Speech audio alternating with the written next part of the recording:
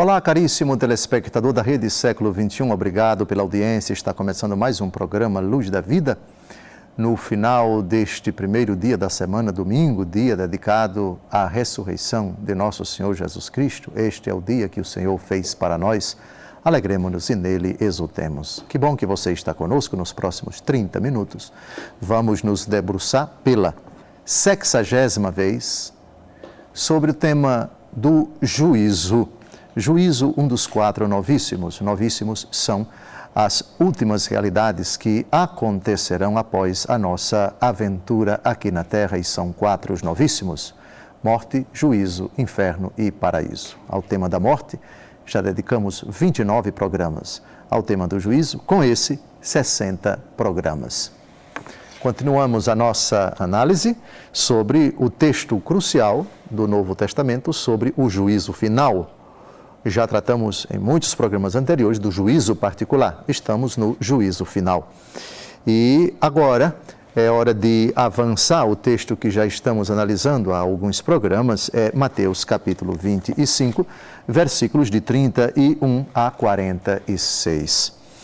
Agora, uma pontuação sobre o versículo 32, que vai aparecer aí na tela do seu celular, computador ou televisor.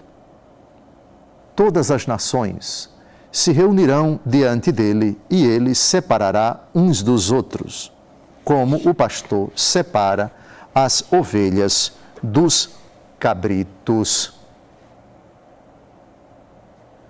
Todas as nações. Nenhuma exceção a nenhum ser humano.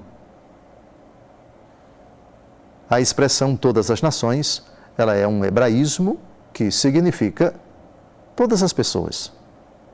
Quando nós recitamos no credo, Jesus está sentado à direita do Pai, de onde há de vir a julgar os vivos e os mortos, ou seja, todos os seres humanos que passaram por esta vida.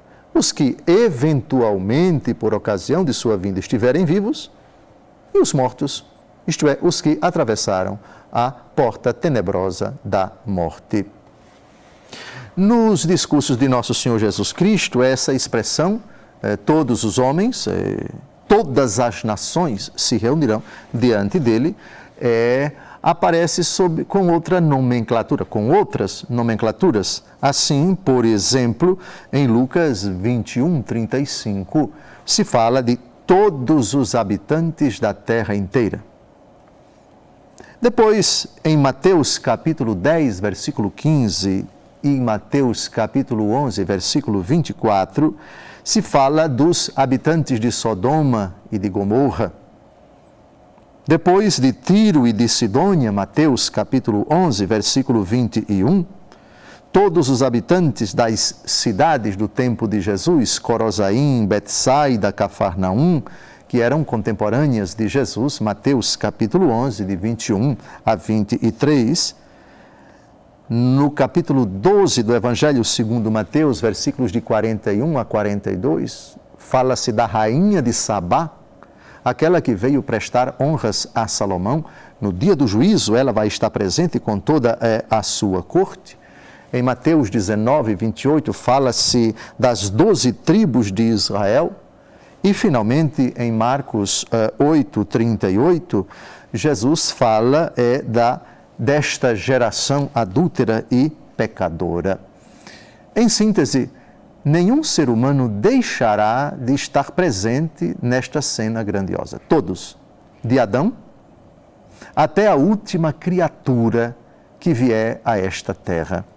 Repito, esteja ela viva durante a vinda do Filho do Homem. Já tratamos dessa questão, se quando o Senhor vier, todos terão morrido, ou a vinda de nosso Senhor Jesus Cristo vai isentar da morte algumas pessoas. Ou seja, quando ele descer sobre as nuvens com poder e glória, alguns estarão ainda aqui e não passarão pela sombra da morte.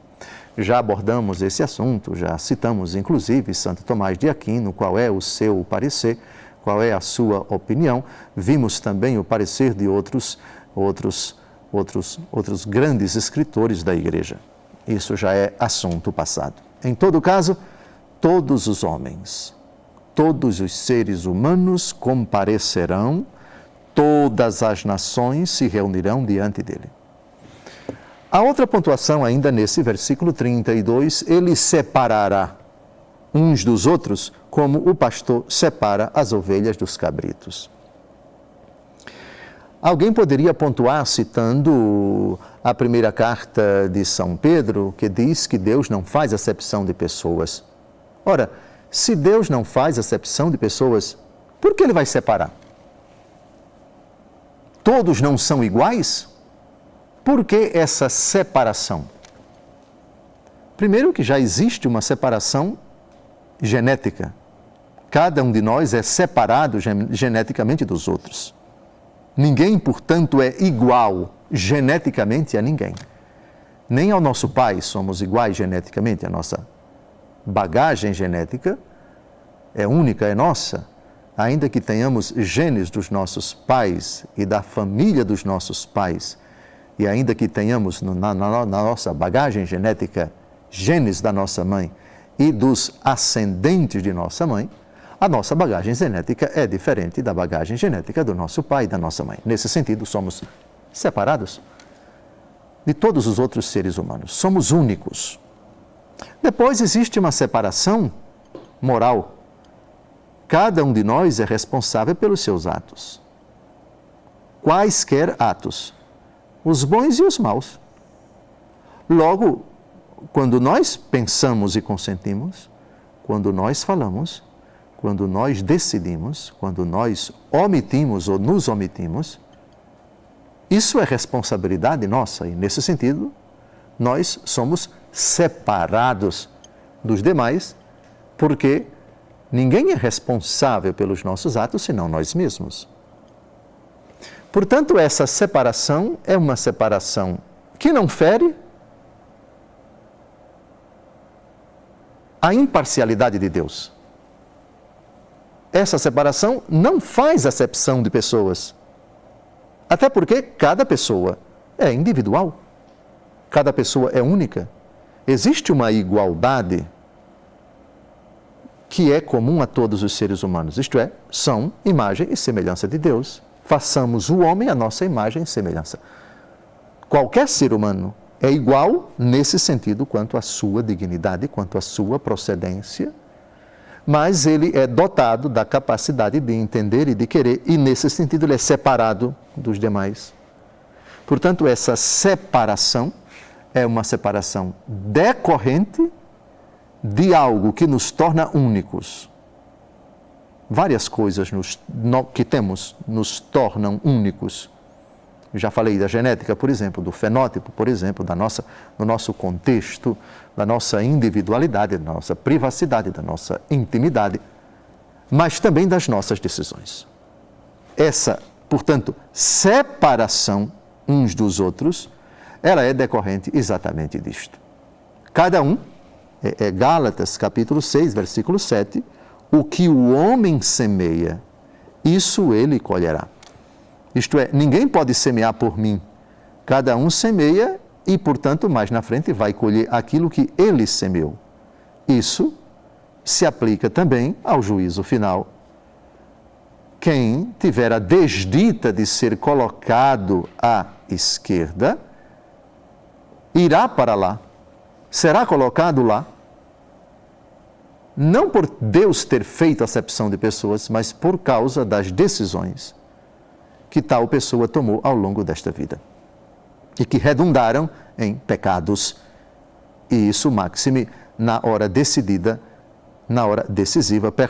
na hora derradeira, na hora crucial da nossa existência terrena, que é o último instante de nossa vida. Como o nosso coração se encontrou ou venha a se encontrar naquele instante derradeiro. Reparem que o pastor separa as ovelhas dos cabritos. Interessante que o texto não tenha dito que o pastor separa os cabritos das ovelhas. Mas alguém pode dizer, mas essa ordem tem alguma importância?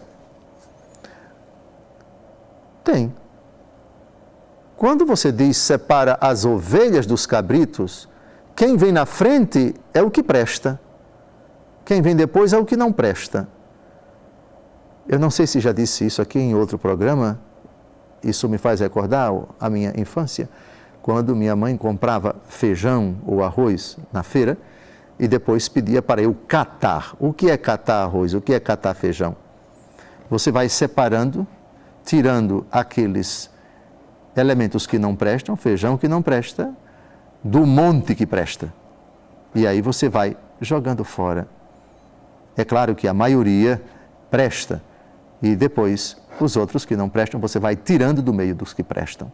Portanto, primeiro você pondera, você vê, você vislumbra os feijões bons, os grãos bons, seja de feijão, seja de arroz, enfim. Separa as ovelhas dos cabritos.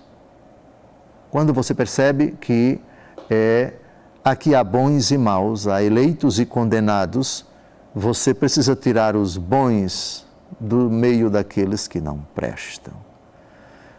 É uma sutil postura de quem diz: primeiro eu olho para os meus e os separo daqueles que, por decisão sua, não quiseram ser meus.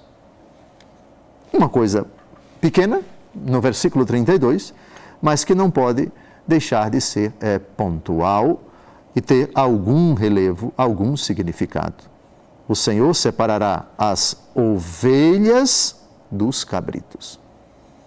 A ovelha é um animal mais dócil, é um animal mais tratável, mais acessível, mais domesticável.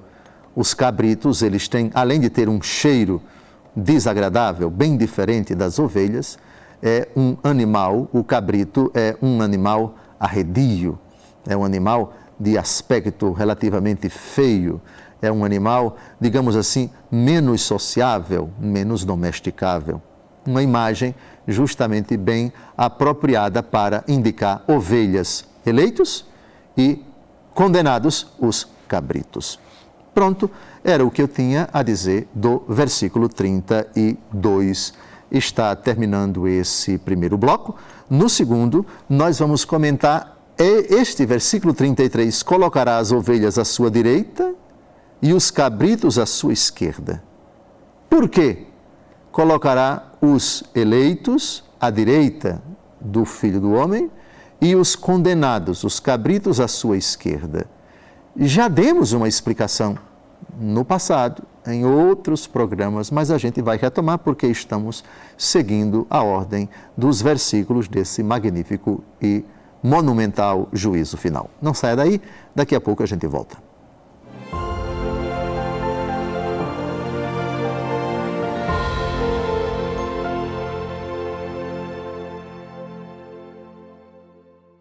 Olá, caríssimo telespectador da Rede Século XXI, obrigado por ter permanecido conosco depois desse breve intervalo. Está começando o segundo bloco do nosso programa Luz da Vida, edição semanal, que pela 60ª vez, 60 programas, se debruça sobre o tema do juízo. Juízo, um dos 4 novíssimos, verdades esquecidas em muitos ambientes católicos nesses tempos difíceis, são as últimas realidades que acontecerão com a aventura humana, terminada a sua peregrinação aqui na Terra, e são 4 novíssimos: morte, juízo, inferno e paraíso.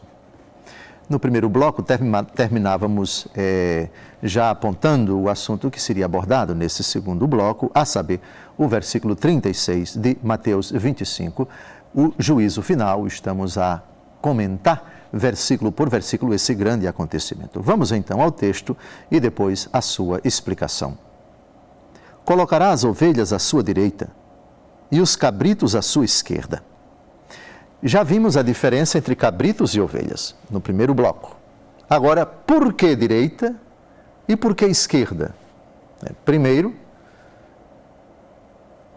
não se trata aqui de nenhuma conotação política ideológica, como se costuma falar hoje, fulana de direita, tal partido é de direita, fulana de esquerda, tal partido é de esquerda.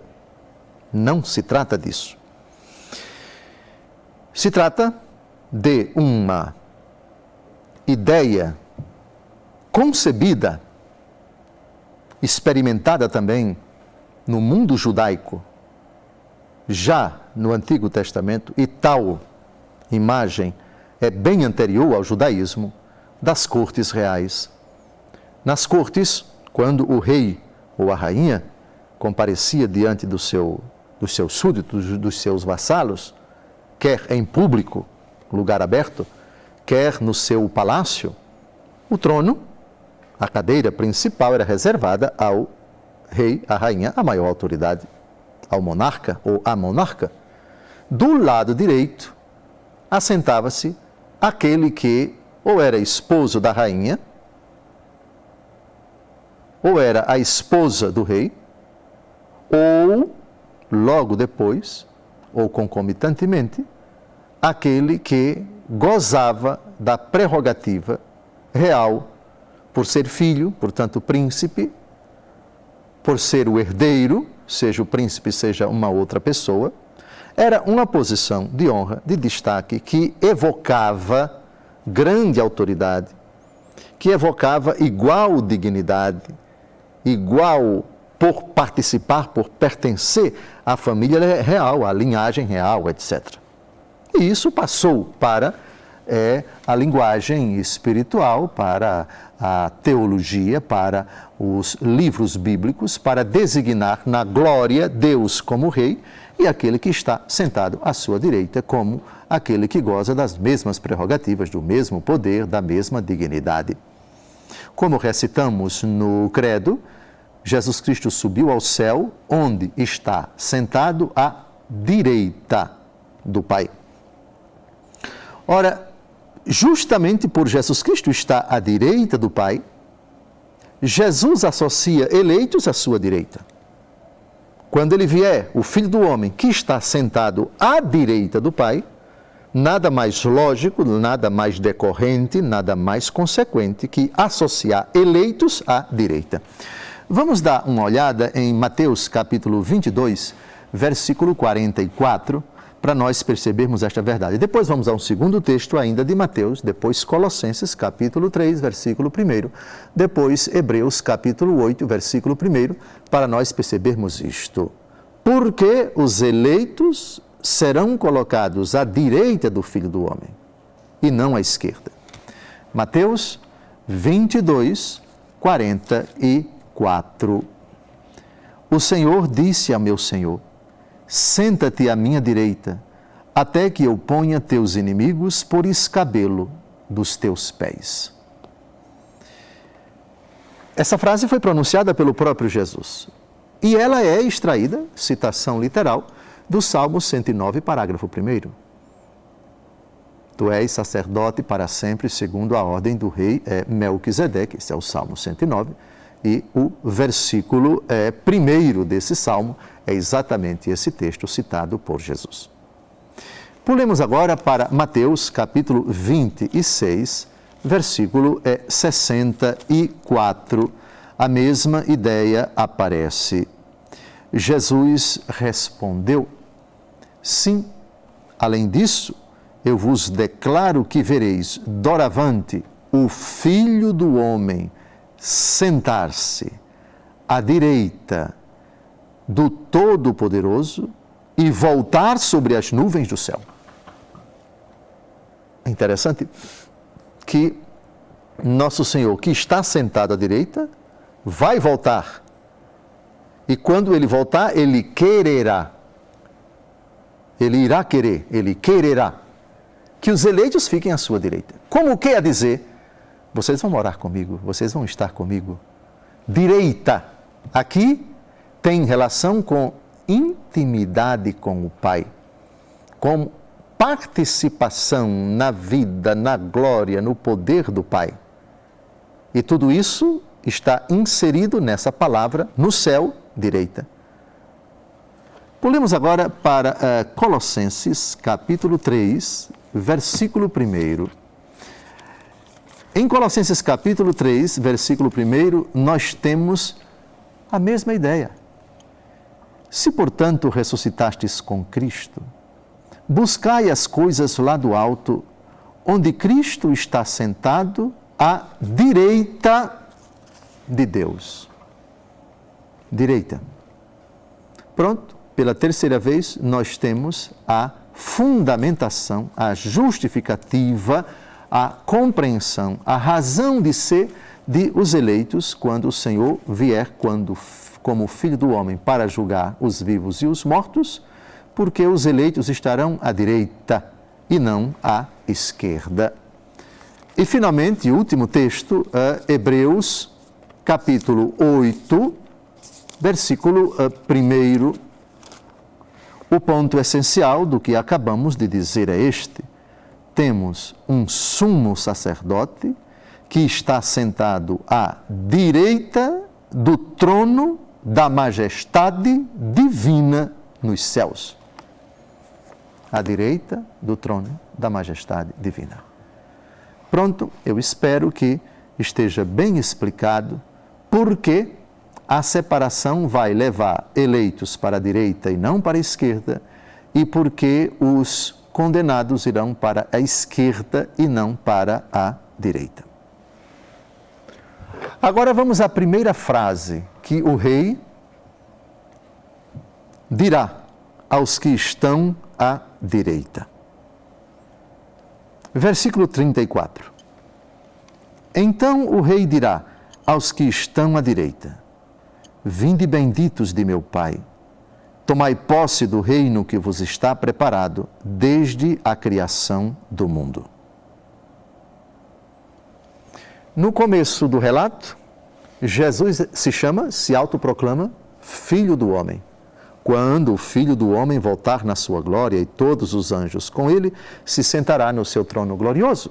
Já vimos isso, é o começo do relato do juízo final, no versículo 31.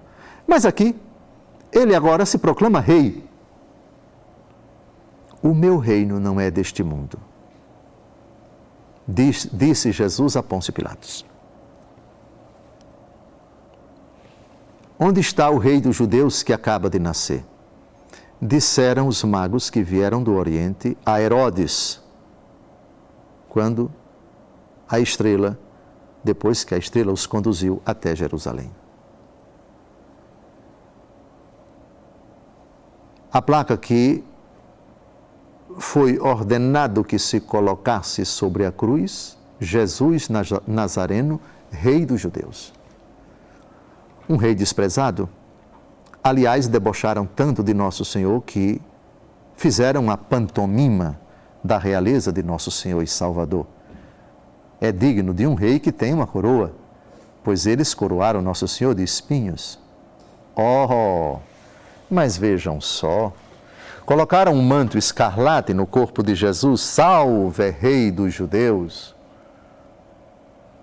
Um rei que foi tratado como um bandido. Um rei que não reagiu. Meu reino não é deste mundo. Se o meu reino fosse deste mundo, eu ordenaria ao meu Pai e ele enviaria legiões de anjos. Embainha a tua espada. Guarda a tua espada, disse Jesus a São Pedro. Meu reino não é deste mundo. A realeza de Jesus não se revelou com todo o seu fulgor, com toda a sua glória, com todo o seu poder, com toda a sua majestade. Aqui na terra, o Senhor é rei e se vestiu de majestade, diz o Salmo. Majestade que foi obscurecida pelo mistério da sua carne. Cristo encarnado foi semelhante a nós em tudo, menos no pecado, e salvo o momento da sua transfiguração, durante sua vida pública, quando o seu corpo se tornou mais branco, suas vestes também mais alvas do que qualquer brancura que se possa imaginar, foi apenas por um momento, entre Moisés e Elias, na presença de Pedro, Tiago e João, com exceção disso. A realeza de Jesus, o fulgor de Jesus, o resplendor de Jesus não se manifestaram durante sua vida pública. De sorte que escribas, fariseus, doutores da lei, Herodes, Pôncio Pilatos, Anás, Caifás, a multidão, não enxergaram nele absolutamente nenhum sinal de realeza. Fizeram chacota de Nosso Senhor, debocharam de Nosso Senhor. Mas ei-lo aqui agora como rei. Então o rei dirá aos que estão à direita. O rei dirá aos que estão à direita. Essa condição de rei, do versículo 34, bem se adequa ao trono glorioso o Senhor, o Filho do Homem, voltará na sua glória e se sentará no seu trono glorioso. É difícil imaginar como essa cena se manifestará. É algo espantosa, incrivelmente, indescritivelmente belíssima. Os olhos podem até imaginar, a razão pode até lucubrar, mas qualquer tergiversação que fizermos não conseguirá esgotar a riqueza, a grandiosidade, a suntuosidade, a majestade, a onipotência, a glória desse momento, desse acontecimento, dessa manifestação gloriosa do Rei que se dirigirá aos que estiverem à direita. Está terminando mais um programa Luz da Vida. No próximo, o 61º, nós vamos já abordar as palavras de Jesus que ele pronunciará para os que estiverem à sua direita. Deus cumule de bênçãos a sua vida e lhes conceda a todos os telespectadores uma semana cheia de graças. Que Deus os livre de todos os males. Até o próximo domingo, se Deus quiser.